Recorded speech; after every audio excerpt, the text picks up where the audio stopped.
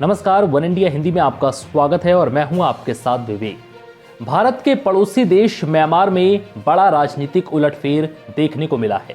यहां देश की सबसे बड़ी नेता आंग सान सू को हिरासत में ले लिया गया और देश अगले 1 साल के लिए सेना के नियंत्रण में चला गया है, जिसको लेकर पूरी दुनिया से प्रतिक्रियाएं आ रही हैं।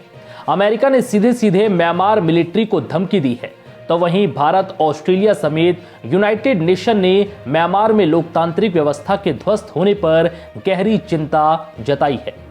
कभी मानवाधिकारों की पैरोकारी मानी जाने वाली सू को साल 1991 में नोबेल शांति पुरस्कार से सम्मानित किया गया था, लेकिन एक वक्त ऐसा भी आया जब उनसे ये पुरस्कार वापस लिए जाने की मांग उठने लगी। ये पहली बार नहीं है जब आंग सान सू को नजरबंद किया जा रहा हो। इससे पहले भी उन्हें छोटी छोटी अवधि के लिए कई बार हिरासत में लिया जा चुका है। आंग सान सू का जन्म म्यांमार के रंगून में हुआ।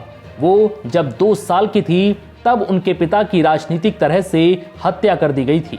आंग सान सू ने 1960 तक बर्मा में पढ़ाई की, लेकिन इसके बाद वो ऑक्सफोर्ड यूनिवर्सिटी में पढ़ने गई, जहां उनकी मुलाकात ब्रिटिश छात्र माइकल एरिस से हुई। दोनों ने बाद में शादी की और सू 2 बच्चों की मां बनी। हालांकि 1988 में वो एक बार फिर अपनी बीमार मां की देखरेख के लिए म्यांमार लौटी, जहां सेना का अत्याचार जारी था। इसके बाद सू ने देश में मानवाधिकार हनन के खिलाफ अपनी आवाज बुलंद की। जुलाई 1989 में म्यांमार की सैन्य सरकार ने सू को रंगून में नजरबंद कर दिया। सेना ने सू को यह प्रस्ताव दिया कि अगर वो देश छोड़ दें तो उन्हें रिहा कर दिया जाएगा। सू ने इस प्रस्ताव को यह कहते हुए ठुकरा दिया कि जब तक चुनी हुई सरकार न आए और राजनीतिक बंदियों को रिहा नहीं किया जाता, तब तक वो कहीं नहीं जाएंगी। साल 1990 में हुए चुनावों में सू की party national league for democracy ने संसद की 80 सीटों पर कब्जा किया, लेकिन सेना ने चुनाव के नतीजों को दरकिनार कर दिया। सू को जुलाई 1995 में रिहा किया गया, लेकिन उन पर पाबंदियां भी लगाई गईं। वो रंगून से बाहर नहीं जा सकती थी। साल 1999 में उनके पति माइकल एरिस की इंग्लैंड में मृत्यु हो गई।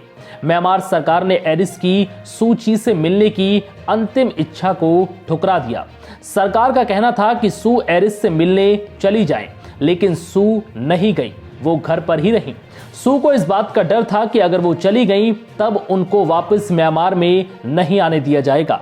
रंगून से बाहर जाने के प्रतिबंध का पालन न करने को लेकर सैन्य सरकार ने सितंबर 2000 में एक बार फिर सू को नजरबंद कर दिया और मई 2002 तक नजरबंद रही। साल 2011 में सू पर लगी पाबंदियों में कुछ ढील दी गई। सू ने जनवरी 2012 में चुनाव लड़ने का ऐलान किया। अप्रैल में हुए चुनावों में उन्होंने आसानी से जीत हासिल की और 2 मई को शपथ दी। मई 2012 में सू थाईलैंड की यात्रा पर गईं, जो कि 1988 के बाद उनकी पहली विदेश यात्रा थी। म्यांमार के संविधान के मुताबिक अगर किसी का पति या पत्नी और बच्चे विदेशी नागरिक हैं तो वो चुनाव नहीं लड़ सकते। इसकी वजह से वो राष्ट्रपति चुनाव नहीं लड़ सकी। हालांकि उनकी पार्टी NLD ने चुनावों में जीत दर्ज की। सू के भरोसेमंद टिन क्यो को मार्च 2016 में राष्ट्रपति बनाया गया। सरकार बनने के शुरुआती दौर में सू ने ऊर्जा, शिक्षा, विदेश और राष्ट्रपति के मंत्री का कार्यभार संभाला।